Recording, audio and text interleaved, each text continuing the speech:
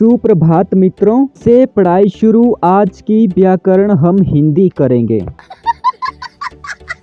आज शाबा व्याकरण और पीली पढ़ेंगे हम।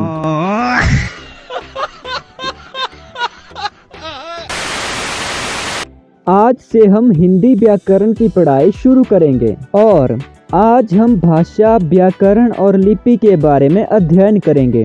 शायद पिछले दोनों उदाहरणों से आप समझ गए होंगे कि मैं आपको क्या समझाना चाहता हूँ। प्रथम उदाहरण का वाक्य अटपटा सा लगा क्योंकि उसमें हमने व्याकरण के नियम नहीं लगाए, और दूसरे उदाहरण के वाक्य को हमने व्याकरण के नियमों के अनुसार बनाया, जिससे वह वाक्य सुनने और समझने में आसान हो गया। यही हमारा व्याकरण है, अर्थात शब्दों के शुद्ध रूप, उनके सही प्रयोग और वाक्य बनाने के नियमों का प्रयोग व्याकरण कहलाता है।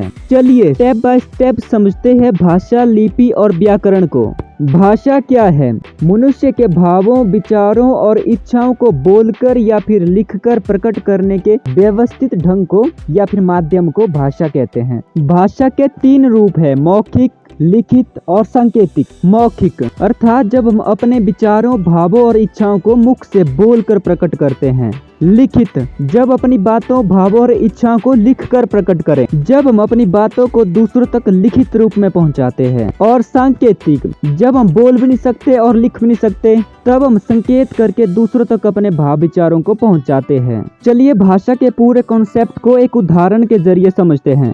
मान लो एक लड़का होता है, वह किसी लड़की से प्यार करता है, मतलब उसके मन में किसी लड़की के प्रति फीलिंग है या फिर भाव है। उस लड़के के मन में अब ये इच्छा होती है कि वो अपनी फीलिंग को उस लड़की को बताएं कि वह उससे प्यार करता है। अब आप बताओ वह लड़का कैसे बताएगा? लिखकर बताएगा या फिर बोलकर बताएगा? अगर उसको बोलना या फिर लिखना नहीं आता होगा तो वो संकेत करके बताएगा, जैसे कि इशारों में बताएगा वो। यही हमारा भाषा का कॉन्सेप्ट है। भाषा की उत्पत्ति भाष धातु से हुई है। हिंदी भाषा की लिपि देवनागरी है। अब लिपि क्या है? चलिए लिपि को भी समझते हैं कि लिपि क्या है। दुनिया की किसी भी भाषा को लिखने के लिए जिन चिन्हों या फिर अक्षरों का उपयोग किया जाता है वही लिपि है। जैसे इंग्लिश भाषा में ABC लिखा जाता है, हिंदी भाषा में A लिखा जाता है। उसको किस तरीके से लिखना है, जैसे अ को कैसे लिखा जाता है, वो लिखने की कला ही क्या है? लिपि है वो।